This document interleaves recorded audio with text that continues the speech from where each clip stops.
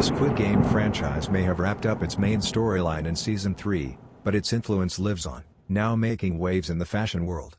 In collaboration with Puma, a new capsule collection launches on July 10 via Puma.com, designed to keep fans connected through wearable storytelling.